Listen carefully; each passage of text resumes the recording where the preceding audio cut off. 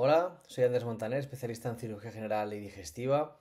En el vídeo de hoy explicaré los tipos de colectomías oncológicas, un tema cuya falta de consenso resulta una fuente de confusión habitual entre cirujanos. Los estándares para las resecciones oncológicas en el cáncer de colon fueron definidos por Huenbaga et al. En 2008 con la excisión completa del mesocolon, que se basa en 4 principios. La disección, siguiendo el plano embriológico, para preservar la integridad del mesocolon, la ligadura alta o central de los vasos tumorales, un margen de seguridad intestinal proximal y distal de 10 centímetros y la inclusión del epíbolo mayor en la resección. La linfadenectomía de 3 sigue estos mismos principios, pero amplía esa resección a los territorios venosos del mesocolon que no están acompañados por la arteria. Sin embargo, a día de hoy no existe un consenso internacional claro sobre la clasificación precisa de las colectomías oncológicas. Esta falta de uniformidad afecta a la metodología de los estudios y, como dije anteriormente, en la práctica habitual resulta una fuente de confusión entre cirujanos. En 2024, Álvaro García Granero et al. Publicaron en Cirugía Española un artículo en el que, a través de la metodología Delphi, un grupo de expertos alcanzó un consenso sobre la definición de los distintos tipos de colectomías oncológicas.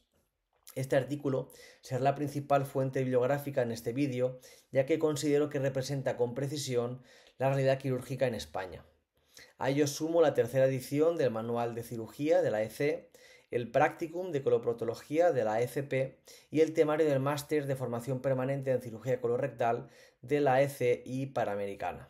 Y por supuesto, ¿no?, mis propias apreciaciones personales. Antes de empezar a definir los diferentes tipos de colectomías oncológicas, es fundamental hacer un repaso anatómico breve del colon. Para ello utilizaré este dibujo esquemático que he creado. Soy consciente de que no es 100% fiel a la realidad, pero me resulta muy útil porque destaca lo que necesito para este vídeo. Así pues, desde un punto de vista quirúrgico, el intestino grueso se puede dividir en colon derecho, que comprende el ciego, el colon ascendente y el ángulo hepático, colon transverso, colon izquierdo, que comprende el ángulo esplénico y el colon descendente, y el colon sigmoide. En el ciego encontramos la válvula iliocecal y el apéndice. En el sigma destaca la unión rectosigmoidea, que podremos identificar por encontrarse a nivel del promontorio sacro y por la desaparición tanto de las tenias del colon como de los apéndices epiploicos. El recto se considera una estructura aparte del colon. Y por último, el epíbolo mayor es una lámina de peritoneo que se origina en la curvatura mayor del estómago, se extiende sobre el intestino y se adhiere al colon transverso, estando en contacto con los ángulos hepático y esplénico. El colon recibe nutrición a través del mesocolon, compuesto principalmente por tejido graso, vasos y estructuras linfáticas. La irrigación proviene de dos arterias, la arteria mesentérica superior y la mesentérica inferior, que nacen de la aorta. La arteria mesentérica superior da 3 ramas principales. La arteria ileocólica, presente en el 98% de los casos, la arteria cólica derecha, ausente en el 30% de los casos, y la arteria cólica media, que se divide en una rama derecha, que irriga al ángulo hepático y la parte proximal del transverso, y otra rama izquierda, que irriga la parte distal del transverso y el ángulo esplénico. La arteria mesentérica inferior da como ramas principales la arteria cólica izquierda, las arterias sigmoideas, entre 3 y 6 ramas que pueden surgir de un tronco sigmoideo común, y la arteria rectal superior, que continúa la mesentérica inferior tras de las ramas sigmoideas y llega al recto a través del mesorrecto. Existen 3 anastomosis arteriales que juegan un papel clave en la irrigación del colon al conectar ramas de la arteria mesentérica superior y la mesentérica inferior.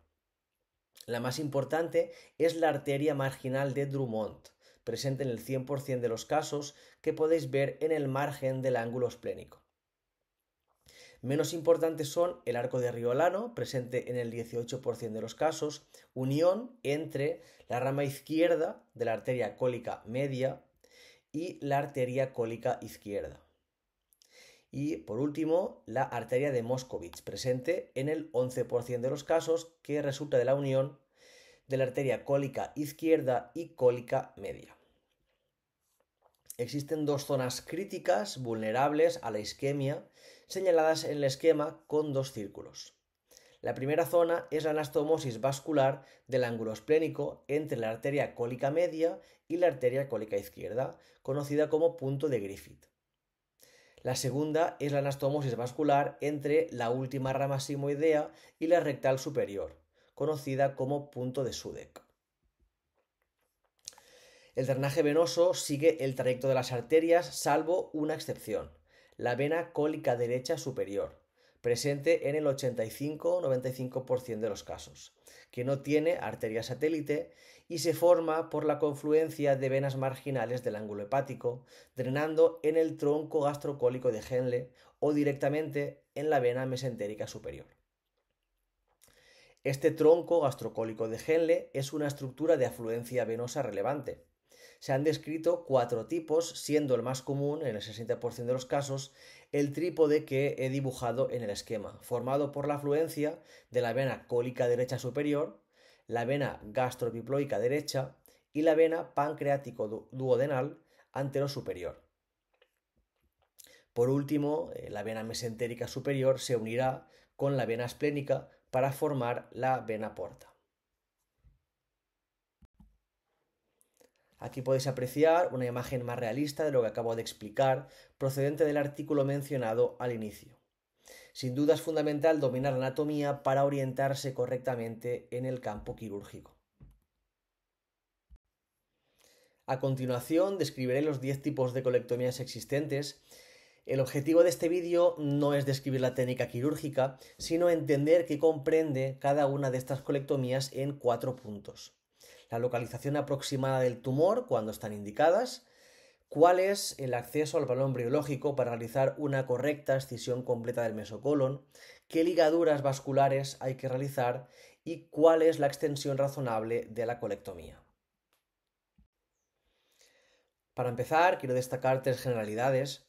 En primer lugar, cuando la resección implique el colon transverso sus ángulos, hay que incluir la parte del epípelon mayor adyacente sin los vasos gastropiploicos.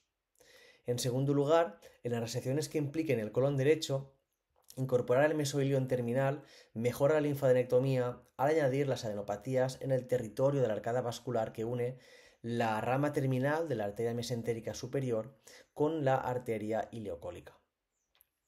Y en tercer lugar, en las descripciones quirúrgicas de las colectomías suele destacarse más la ligadura arterial sobre la venosa porque las arterias definen el territorio oncológico a resecar y condicionan la perfusión del remanente, mientras que las venas se ligan principalmente para controlar el retorno sanguíneo y evitar el sangrado.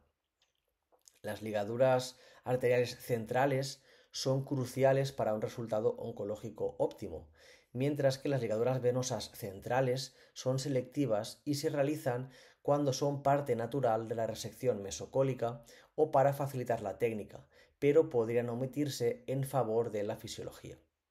Por ejemplo, en una hemicolectomía derecha, la vena ileocólica se liga centralmente al mismo nivel que su arteria porque se encuentran juntas.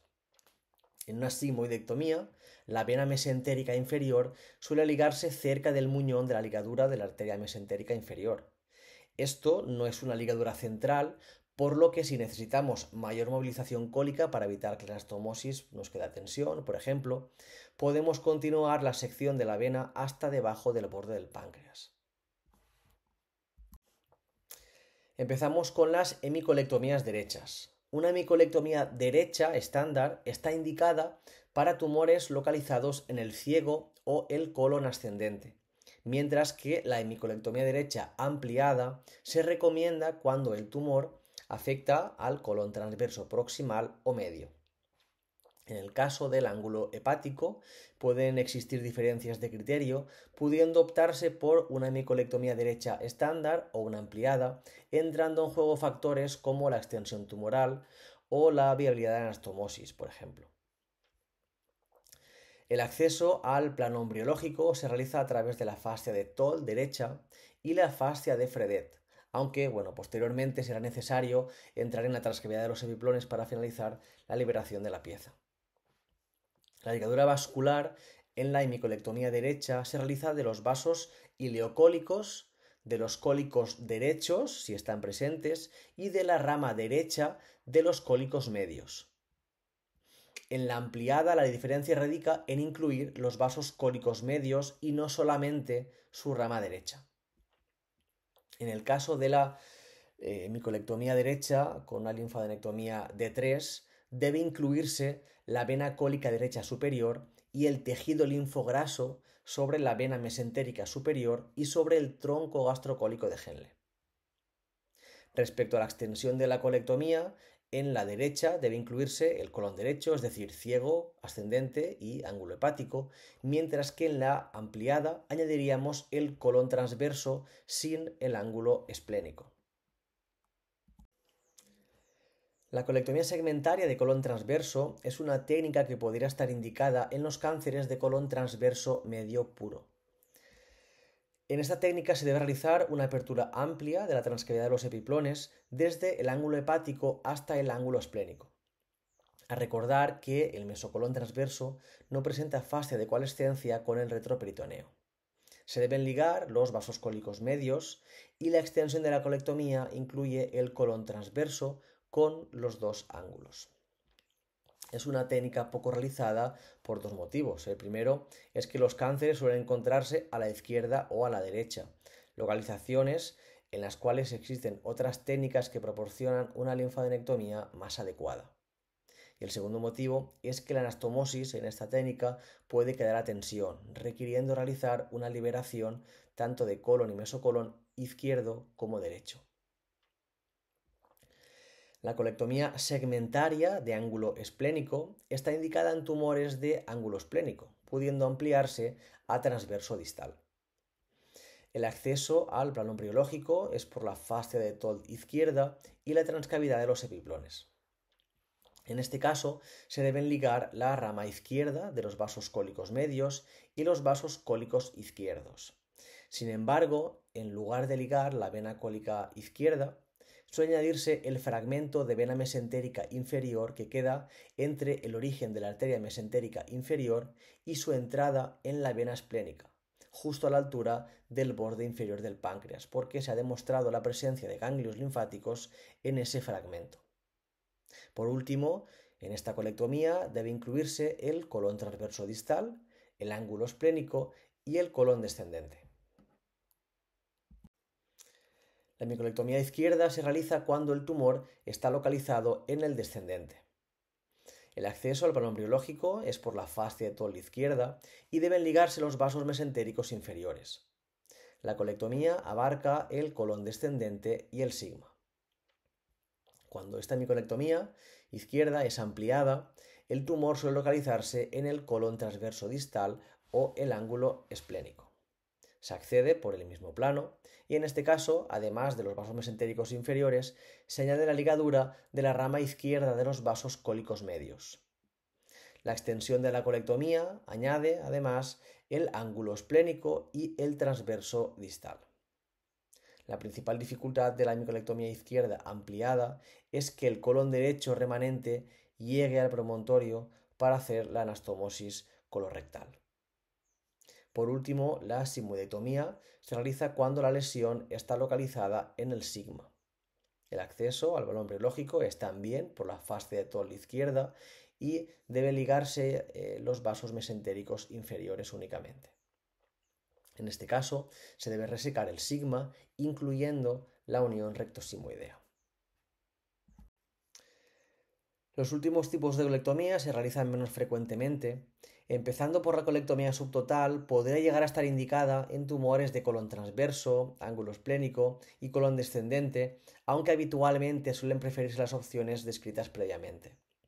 El acceso al plano embriológico sería el conjunto de los diferentes tipos de colectomías que hemos visto antes, pues fascia de Toll derecha, fascia de Fredet, transcavidad de los epiplones en el transverso y fase de todo el de izquierda. La ligadura vascular comprendería los vasos ileocólicos, los cólicos derechos si están presentes, los cólicos medios y los vasos cólicos izquierdos. La colectomía subtotal englobaría el colon derecho, es decir, ciego, ascendente y ángulo hepático, el colon transverso y el colon izquierdo, es decir, ángulo esplénico y colon descendente. Quedaría remanente el sigma, por lo tanto, debe tenerse cuidado con preservar la vena y la arteria mesentéricas. La colectomía total oncológica no es una técnica realizada habitualmente porque las opciones que hemos visto anteriormente son menos agresivas y suficientes desde el punto de vista oncológico. Podría llegar a estar indicada en tumores extensos sincrónicos, tanto de colon izquierdo como de colon derecho.